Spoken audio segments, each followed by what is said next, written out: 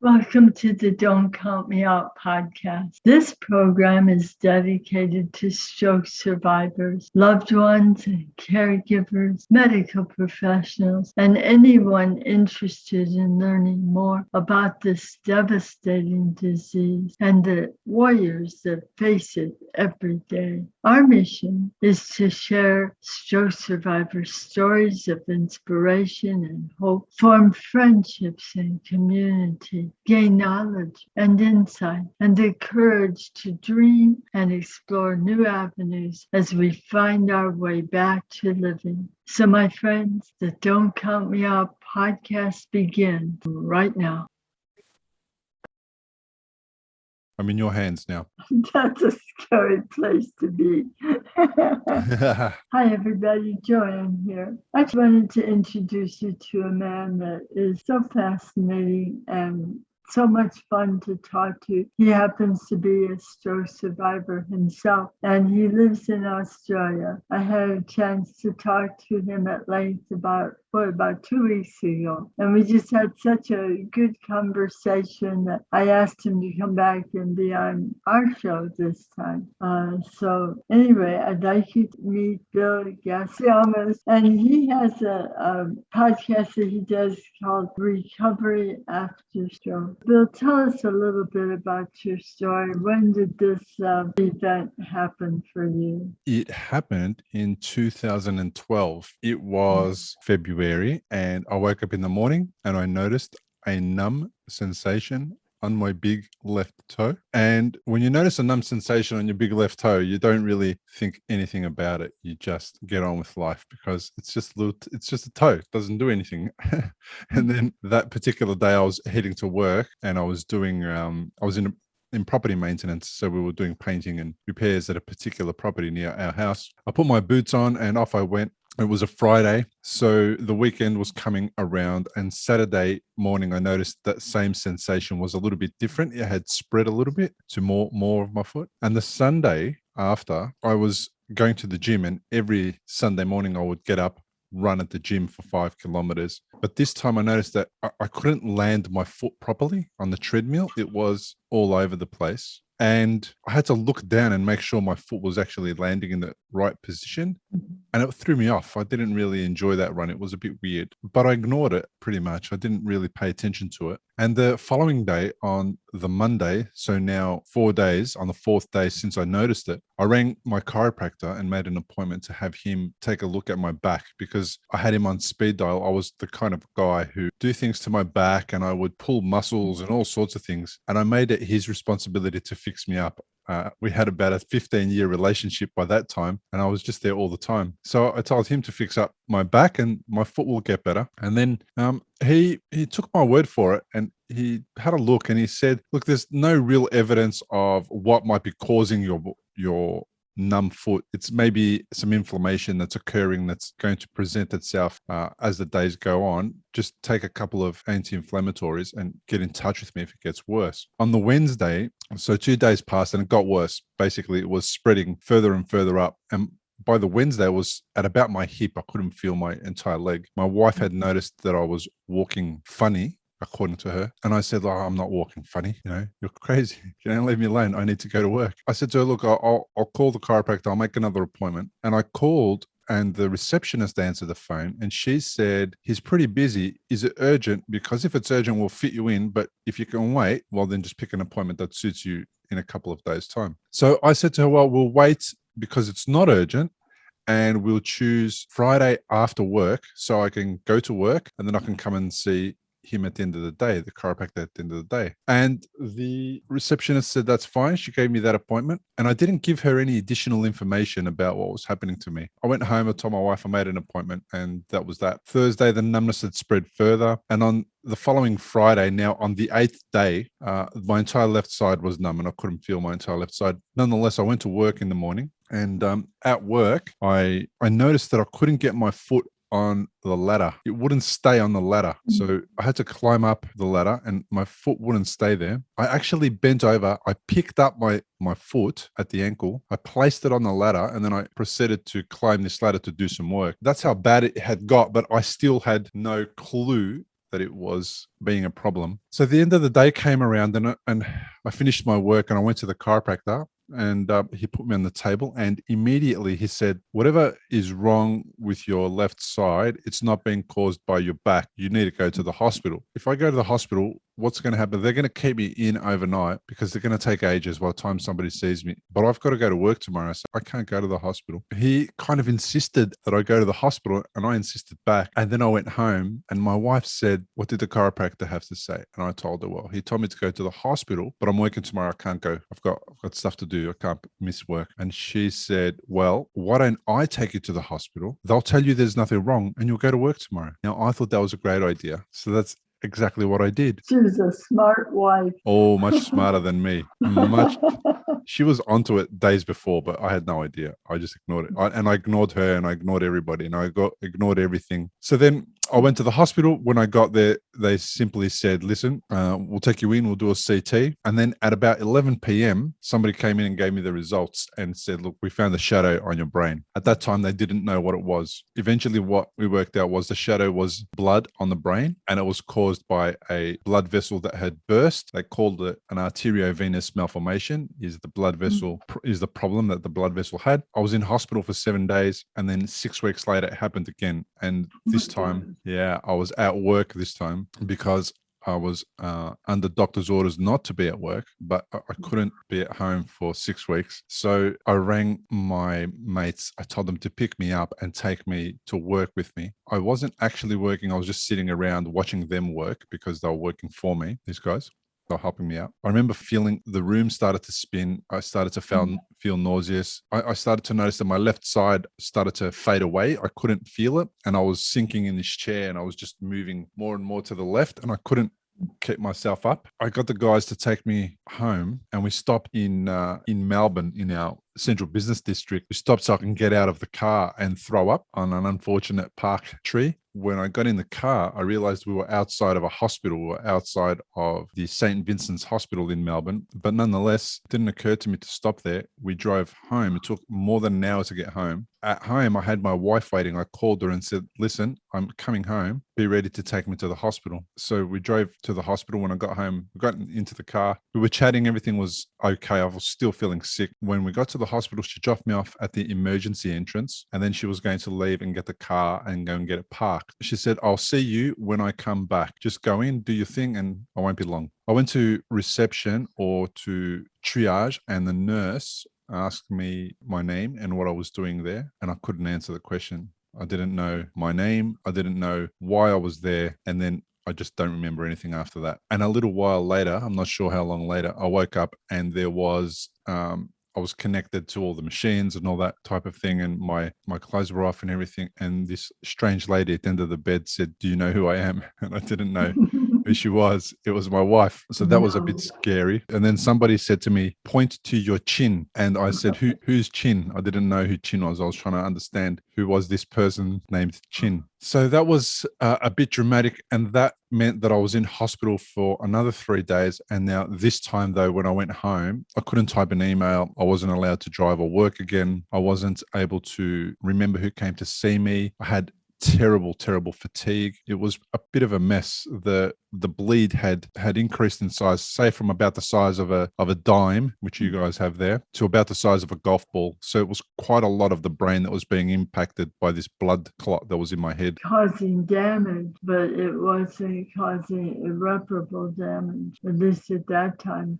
Tell us more about what happened. Yeah, so it was a blessing in a way that it bled slowly, because I had a lot of time, and when you're as stupid as me, you need a lot of time.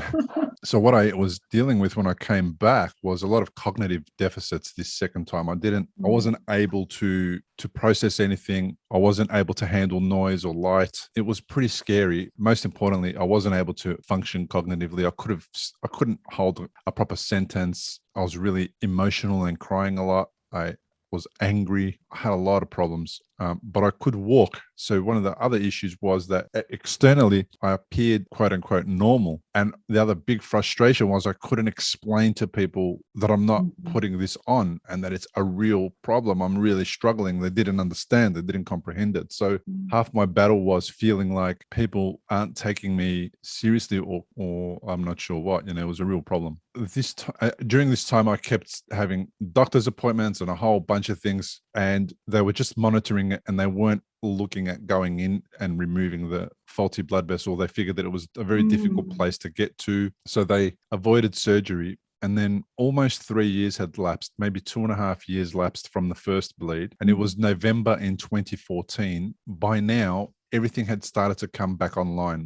The clot in my head started to decrease in size because it was being dealt with by the body, I'm imagining. It was just dealing with it. And as that started to decrease in size, more and more my brain came back on. I started to feel really good. And in November of 2014, for the first time in years, I jumped on my bike and went for a bike ride. And that was my first taste of things are getting back to normal. I felt really, really good. And I thought, wow, this is really interesting. On my bike, the next day I woke up, I felt really good about it. There was no pain in the muscles or anything like that. And it was a work day again. It was a Monday when I went to work, and I was driving into the central business district. And I had I felt this burning sensation on my left side of my body. So I felt like it was on fire. I pulled over, parked the car, and I got out of my car to walk around it just to try and work out what was happening, to see if I could, I'm not sure what, brush it off or something. I don't know what. And then it went away. And I thought, oh, well, that's good. I got back into the car, and as soon as I got into the car, it came back. It felt like half of my body was sitting in the sun being sunburnt, and the other half wasn't. Drove myself to the hospital, which was nearby. And when I got there, I basically went into triage this time, and I said to them, I'm having a stroke. Can somebody take me through into CT, get me a scan immediately? And of course, they thought I was mad. And they said to me, hang on. I said, what's your name? I said, look, there's no time for that. Just get me in. I need a scan. They insisted they get my name. And when they did, they found that my history revealed the previous issues. As a result of that, I went in. They found that the blood vessel had burst and bled again. And we were back to square one. And now a little while later, my neurologist and surgeon came in, and she said, we can't let this go anymore. We have to operate because it's bleeding. It's not going to stop. And you're at risk of real serious complications if it bleeds catastrophically in the future. So I agreed with her, and I thought it was time to have surgery. And then a little while later, surgery was scheduled in for 25th of November. But then a couple of weeks before my surgery, my mother-in-law passed away. So that was a pretty crazy time. And now we're dealing with my upcoming brain surgery. My wife's dealing with the loss of her mum. And I'm not allowed to be a pallbearer because the doctors don't want me to lift anything heavy. It was a pretty emotional time. And we got through the funeral only just. As you can imagine, we got through that. My surgery date came around. That went well. But when I woke up, I realized that my left side wasn't working, and I couldn't feel my leg on the ground, and I couldn't use my arm properly. That began a month-long stint in recovery. And then from there, eventually in December of 2014, a couple of days before Christmas, I ended up going home. And that was the beginning of the rest of the journey. That's how long it's taken for my journey to play out. It was not like other people's stroke, which happens rapidly, which has a rapid onset. Mine was a little bit dragged out. What an amazing story. Oh my gosh. And your friends driving you any place except the hospital. I don't know. I listened to some of the things you said. It reminds me of my husband, the DNA. DNA has definitely got a lot to do with it. Men are quite thick, Joanne. Men can be quite thick, and not all men. So if you're a man that's not quite thick and you're listening to this, congratulations. But I was quite thick. My mates had no idea. They could not comprehend what a stroke was, a bleed in the brain was. They knew my whole challenge from that first time, right? They knew it all because I contacted them. I told them I'm not allowed to work, or I'm not allowed to drive. I gave them all that information. I've had a bleed in the brain. None of them really looked it up to get a feel for how serious it was. And what's worse is I looked fine. So I convinced myself as well that actually I'm okay. Even though I had that challenge with other people thinking that I was okay when I wasn't, I actually saw myself as okay, but I really wasn't. What advice would you give to someone else who was faced with a similar situation? I think my advice would be to the caregivers or to the family members, because the stroke survivor might be having the kind of stroke that impacts their cognitive ability to make a decision like that. But they have enough ability to confuse the situation and say, no, I'm fine. I don't need to go to the hospital, etc. like me. So to the caregivers, I would say, don't listen to what they're saying. Get them help. Ignore what they are saying. Follow your gut instinct. Trust how you're feeling in your stomach and just make a decision, because in the worst case scenario, you're going to have made a decision that was incorrect about somebody's health. It's better to do that. They always err on that side. You're married. Do you have children? I do, yeah. At the time, my children were 14 and 10 years old. And were they pretty perceptive? Did they have their own opinions of what was happening to Dad? No, they were oblivious as well, because they were 14 and 10, and that was the last thing on their mind. Again, they saw me, I looked fine. I was behaving a little bit differently. I was a bit cranky and angry and those types of things, but that wasn't too uncommon for me, for a dad. Both my sons just went about their business and took it in their stride. I think it became more apparent later on as they started to grow and understand what my limitations were, as I desperately tried to get the point across to them what I needed from them and how I needed them to help me, is when they kind of understood it. But my sons are also teenage boys at the time. They don't care about anybody or anything other than themselves. It was kind of expected that they would behave the way that they did and brush it off and not let anything get in the way of what they wanted to achieve. But I really struggled with them because I needed more energy than I had to deal with them, to be able to get them to do their homework, to be able to get them to attend their appointments or whatever it was I needed to do. So that was what I struggled with, because I didn't have that ability to push through the pain barrier with them and to push through the arguments and the challenges. Not only the fatigue, but also when you're tired like that and when you're deprived of oxygen to a certain point, it's a struggle to get any thoughts out without sounding like you're angry. I mean, you're just struggling just to survive. So how long were you in that state? Because you look wonderful.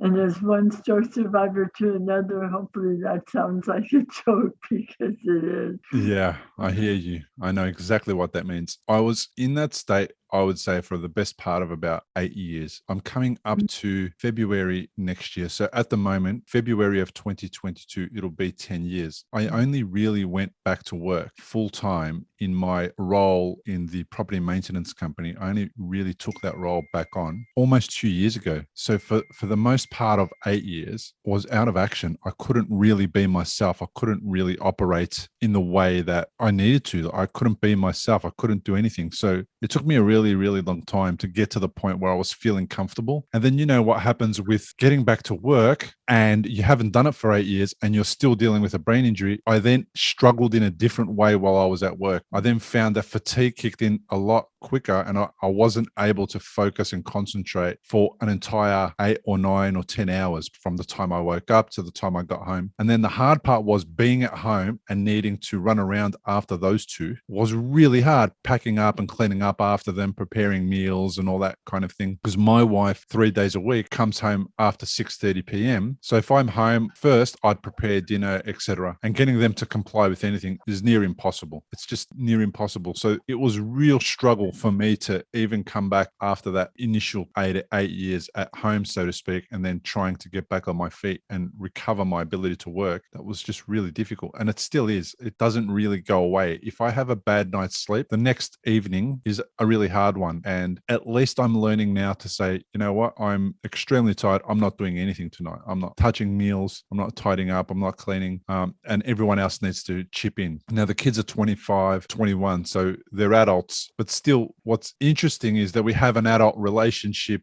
but it's based on they're my children. That doesn't go away, I hate to tell you. Yeah, you still do the whole, can I ask you to do something? And they're like, well, they roll their eyes and all that kind of thing. And it's just, I realize it's a parental and child relationship. So it doesn't really shift too much. And it's all about me. I've got to just grow up and get over it. I don't want to continuously be angry and have expectations that aren't being met. I really can't ask these guys for help because they begrudge it. They don't begrudge it because they're not nice people. They begrudge it because they're still my children. And what they feel is that I'm like getting in their way of their social life or whatever it is they're doing. So it's strange, man. It's so strange. I'm trying to work it out and navigate it, and it's near impossible. 8 years is a long time to be recovering. And I'm glad to see you stepping forward and going, Jesus will be there tomorrow if you don't step up and do them. And just be kind to yourself. What else would you suggest, especially to the men who have endured? So women are usually a lot more vocal than men are. And I think you're just a wonderful example for helping other men to understand that they're not alone in what their feelings are, especially when it comes to their families. I would ask them to seek counseling from a third party. I was at counseling immediately. I'm pretty sure it was within the first 2 weeks of being released from hospital the first time, I was seeing a counselor, and then I kept seeing her throughout that time. Unfortunately, she passed away earlier this year, and I was seeing her right up until that time. So I would advise people to seek help, go and see a counselor. There is a possibility that, in fact, everybody else is not being an idiot. There's a possibility that you're being the idiot. Just a small one. Small one. If you're unlucky like me, that's true. And what I found was that at times I was right, and I was well within my rights to be frustrated and upset and annoyed. But a lot of the times I wasn't, and I was being ridiculous. And what that allowed me to do is it allowed me to be ridiculous, notice that I was being ridiculous, and then when the dust had settled, go back and apologize a lot, because that made it less personal. That made it less, I'm attacking you for your inability to be a proper adult or a proper child. I'm actually just telling you that I'm frustrated, and I was acting out through lack of resources, and I didn't mean that about you. The situation got the better of me, and I wanted you to know that I was wrong, and I apologize for my behavior. Except for anybody in any situation to do that. It is a big step for me, because what I don't want to do is lose my children and alienate them and have them hate me. What I wanted to do was I wanted permission to act like an idiot and then to apologize for it, because that's what everybody does. Everybody does that. People misbehave. It's about recognizing that you misbehaved, because in those moments, you do win a little bit of ground back. When you apologize, they start to feel better about the situation. They start to appreciate, okay, he was wrong, I was right, and that opens up the dialogue. And it's at that moment that I also would say, I really, really need your help. I'm struggling to achieve what I need to achieve in my life, which is just get up and go to the toilet or get up and make a meal. These things are really difficult for me. I need your help. And it worked. It worked in that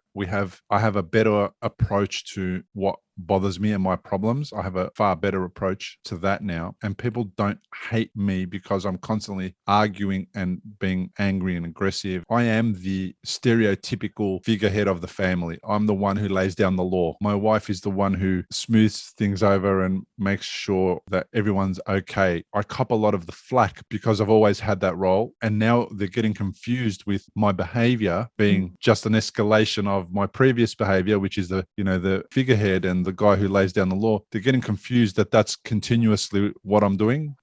Whereas I have a different reason for it now. And that's because I'm struggling and I need help, and that I can't get them to comply. Not to say that they never comply, not to say that they never do their chores, not to say that they never support dinner or any of that. It's just that in my mind, when I really, really, really need them, that's when I'm struggling to get them on board the most. And, they might actually be in the middle of something. They might be busy themselves, but to me it's very hard to switch my head off and go, I'll let them finish with what they're doing, I'll let them come and help me out. I become impatient for some reason, next level impatient. I can't deal with the time delay. When I know I need help, I need it then, and I'm not I sure. think impatience is a legitimate thought because you were always able to do whatever you wanted to do when you wanted to do it. And that's something that's been taken away from you. So it's kind of like, you're standing on one foot and then you're standing on the other. And it's like, come on, are you done yet? Can we get this taken care of?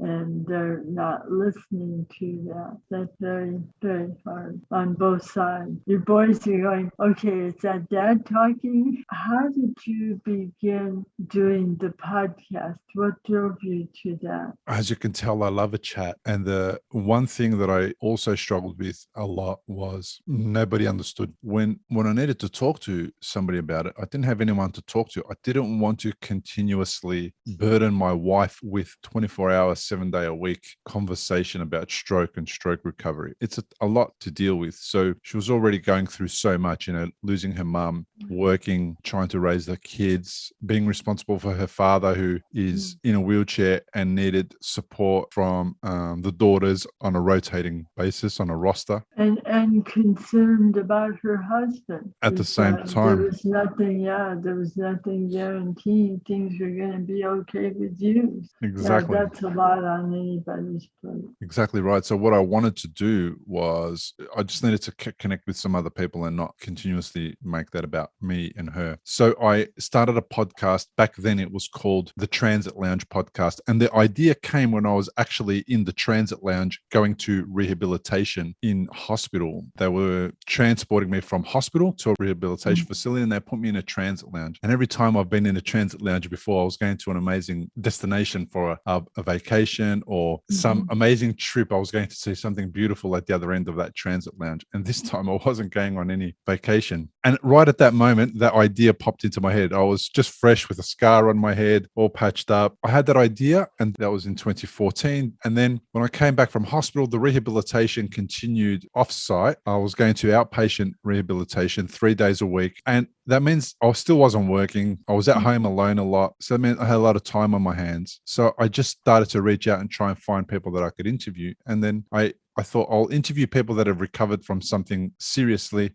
dramatic and a real, health issue, and I'll get to learn from them, and they'll learn from me, and I'll share the stories, and it'll be great. So that's what I did. I just recorded the first 20 interviews, and they were all people who had recovered from different conditions. Some of them were cancer, some of them were autoimmune issues, multiple sclerosis, all sorts of different things. I was really inspired by their stories, and it did help me because I was learning that you can actually recover from something really dramatic, and I needed that inspiration. But then one day I realized that the podcast wasn't really doing anything for me beyond reaching out and hearing some stories from people. And these were all people that I knew. So I could have this conversation with them any day over a coffee. And at some point, it was about 30 episodes later when I realized that actually the people who I want to speak to are stroke survivors. And then via Instagram, I started to reach out to stroke survivors and ask them if they would like to be on my podcast. They agreed. And then soon after, I changed the name from the Transit Lounge podcast to the Recovery After Stroke podcast. And that was in about 2016 or something like that, or maybe a bit later in 2017. So I haven't really taken it seriously for the first 3 or 4 years, but in the last two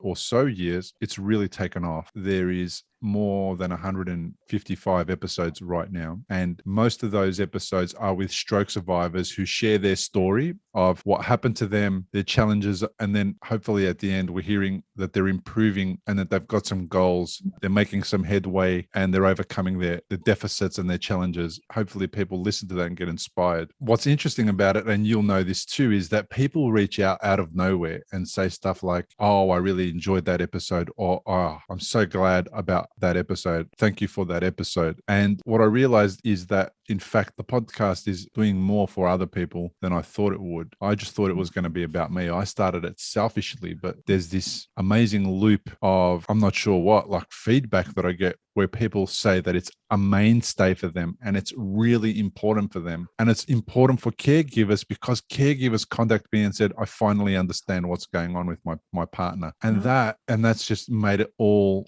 so much more worth it. Now, you would get the same experience. I know exactly what you're saying. I look forward to the time that I spend with the stroke survivors because each story is different. I've learned so much about the disease and how it affects each one of us. And even though each story is different, there's a common denominator that runs through all of us. And the part I think where we help each other so much is because some people either don't know how to move forward, don't feel they can move forward, don't really care if they move forward. They set their sights on just existing rather than living. And I think if they see people like you and myself and others, we just did a show with Kati Vanderhoven, who was a model for, when she was in her 20s, she was an international model, an absolutely beautiful woman. And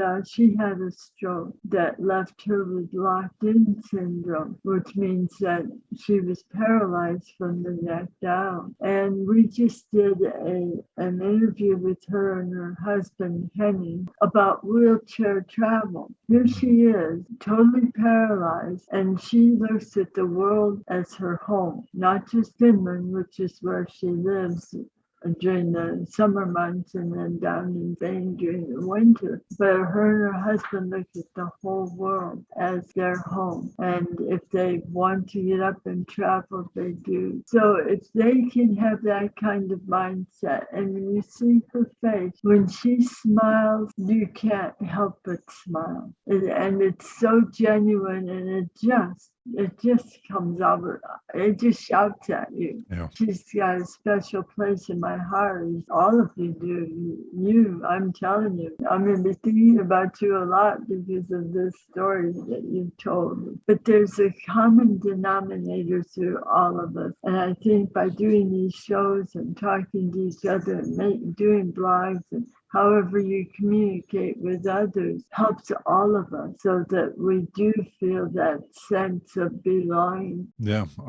I completely agree with you. What I've realized just recently is, when you grow up in my part of town in Melbourne, Australia, there's a lot of sameness. You don't have a lot of differences with the people that are around you because you only really hang out with your family. Even though I have friends from different cultural backgrounds, I don't spend enough time with them to really understand them deeply. I understand my friends mostly superficially, but unless the relationships are deeper than that and we become entwined, the families become entwined, you really don't mix too much with people that are different than you. What I realized is that I've interviewed people from all over the world, people that are from a Mexican background, Filipino background, all sorts of American versions, backgrounds, and England, and you name it. And no matter where they're from, they all have the same thing in common. They all want to be well. They all want to be able to provide for their family, and they all want to be involved in society and be quote unquote normal, whatever that is. And what I realize is we're all the same. We are actually deeply all the same. We want to be safe. We want to be healthy. We want to be able to interact with our community in whichever way that's unique to us. There is actually no difference between any of us anywhere. And it sounds like a very simplistic approach and that it's a very easy concept to understand that, but it's not. It deeply wasn't easy for me to get. The shock horror when I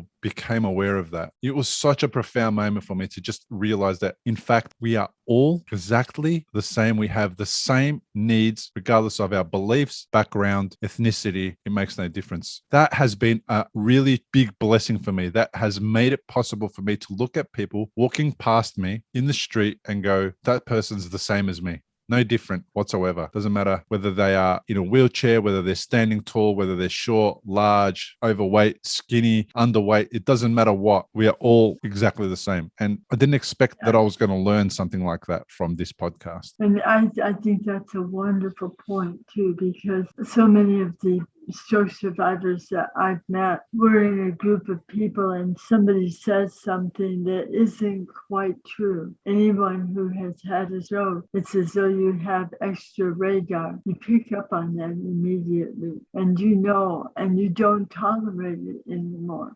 I find in my own life, I don't have time for pettiness or vindictiveness or any of the things that are doing something that is going to make a negative response or put someone in a position of something other than just pure love. And that's hard when you call it out because you're ruffling some feathers, and some people who are not used to be being called out by you are now getting called out by you. And it's really hard for me to be that person as well. But I know the person that you mean, because I don't give time of day to people who are going to waste my energy on stuff that's irrelevant, stuff that's petty, rude, nasty, you name it. I'm not interested. And it does ruffle some feathers. I've got more things to do with my time, short time, left on this planet.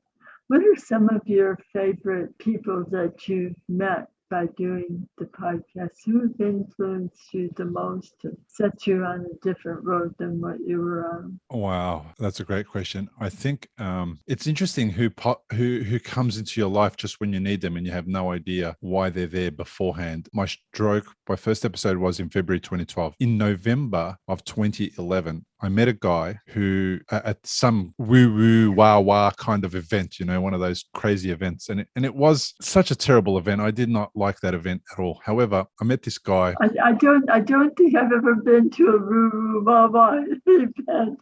What do they do there? What they're doing is... food?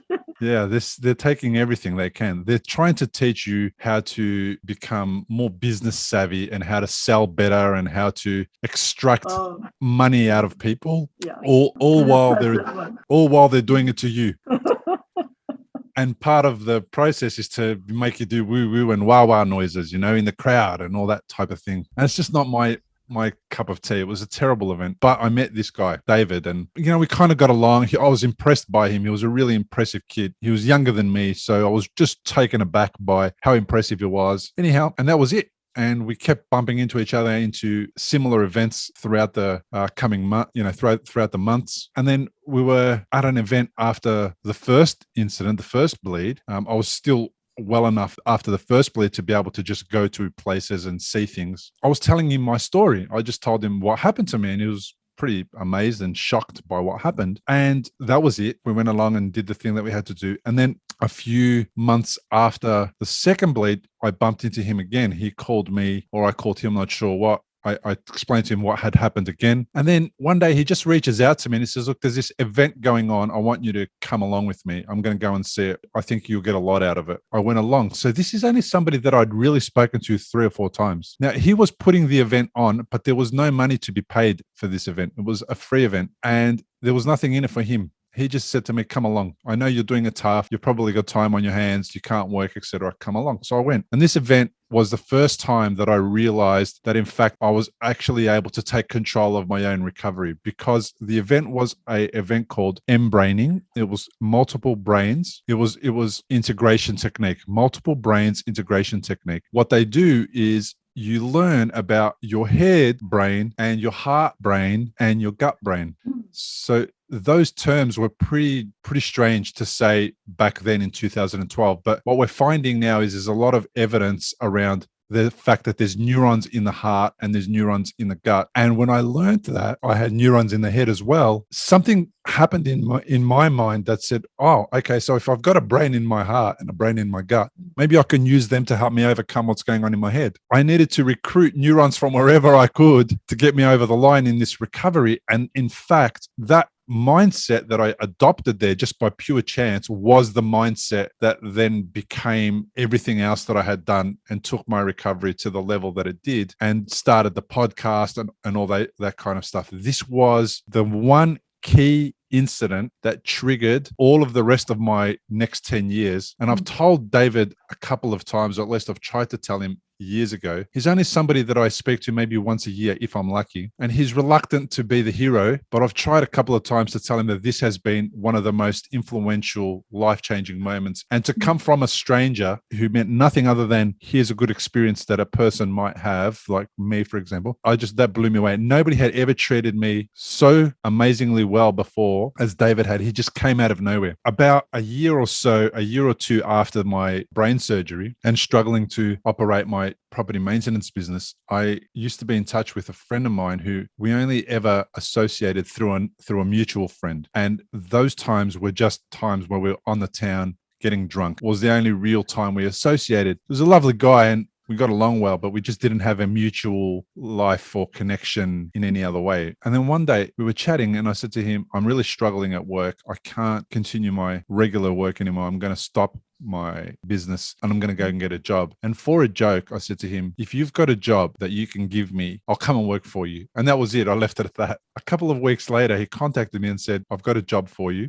He was a general manager in this organization doing labor hire in Australia. And he said to me, there's an admin role. It's really low paying, but it's really low effort. You don't have to do too much. And it was just perfect for me because it took me out of being unable to fulfill my own obligations to my clients, which was really full on, to being able to just go in and do this job and feel okay about the fact that I am still receiving some income. I still have a reason to get up in the morning. And this guy, who was almost 10 years younger than me, took me under his wing and really made a massive difference to my life and to my well-being, mental health and physical health. And because he deeply understood my condition more than anybody, when I wasn't well and when I couldn't operate or when I needed to take a time out, there was no judgment. There was no issue. These two angels, I'm going to call them angels. They'll hate it if I call them angels, but I'm going to call them angels. They made a massive difference to my life. They were the most influential and they were the most unexpected. I'm just still, even now, that I'm so glad you asked me that because I remember that now and I'm just blown away by it. I think that this is a really good point for anyone who's struggling after and during a stroke, because you never know who you're going to meet or when or how your relationship is going to change because of them. It may not, or it may just be somebody that will call you and make you feel better, or it may be somebody that, there's a good reason for them to be there and they will change the way you look at your life and your life experiences. So, if you've kind of decided that you would like to just stay in bed for the day, I would suggest that's the worst thing you can do for yourself if you want to become better. Yeah, staying in bed for the day creates neuroplasticity, new pathways for staying in bed more often. Right.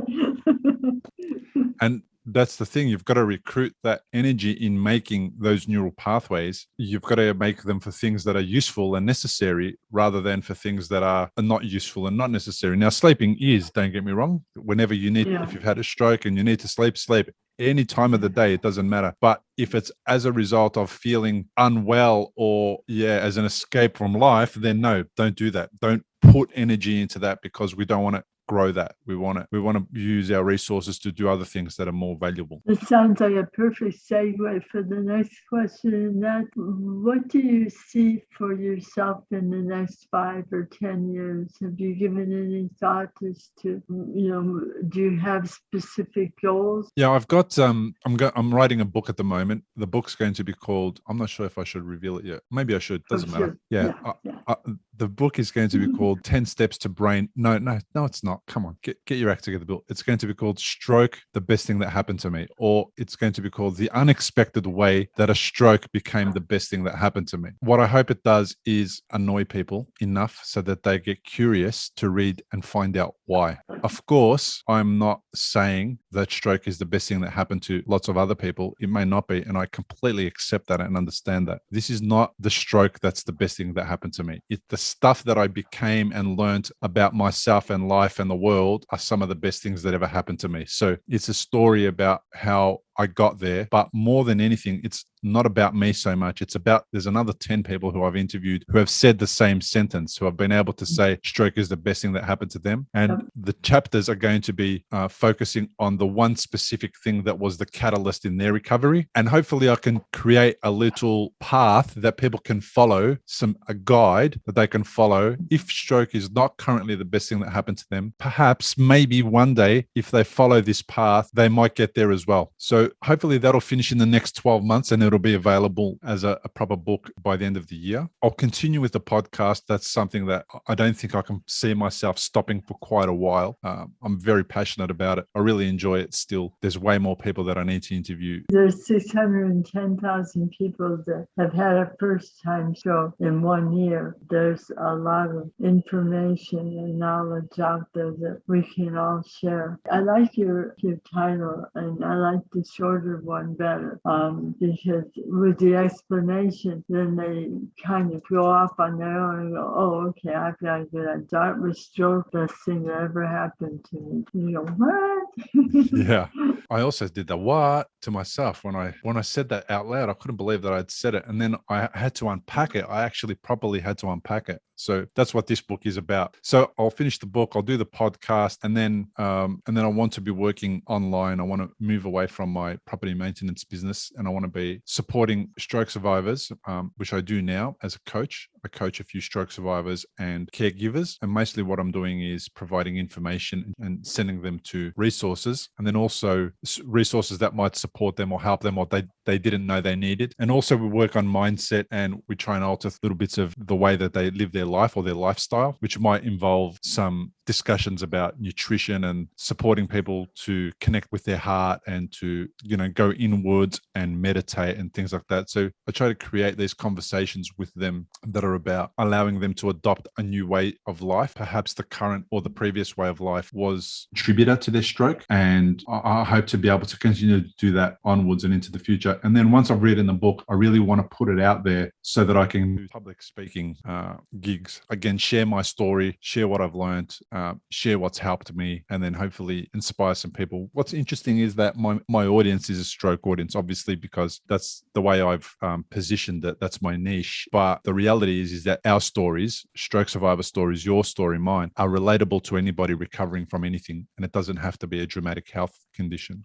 So there is a broader audience that is in fact actually interested to what we have to say. So I hope to reach them as well. But they're my secondary audience. Stroke people are the ones that I really relate to and really inspired by. Well, I'm so glad that we've had a chance to spend this time together. Unfortunately, I think we're going to have to say goodbye for this time, but I'm looking forward to the next time we get together. And we'll make sure that everybody has an opportunity to know how to get in touch with you. In fact, Bill, if you would share your email and website and stuff like that, that would be wonderful. Best place for people to go and get the podcast. They can go to all of the podcast apps. It's available on Spotify, on the Apple podcast app, on Google apps, and just type in recovery after stroke. That'll come up. And then to get in touch with me, you can go to recoveryafterstroke.com. And there's a couple of ways that somebody can fill out a form and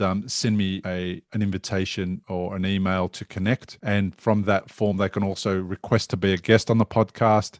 So whatever they prefer to get in touch, they can do that. And also on Instagram, I'm on Instagram at Recovery After Stroke as well. And on Instagram, we have some conversations and ask some amazing questions about people's stroke experience, and they get shared there. And then also people can reach out to me via a direct message on Instagram as well. So they're the three ways. Thank you so much. And thank you everybody for listening to the program. We will see you again next week. In the meantime, just remember, everybody, don't count us out. God bless. Have a great day. Bye-bye.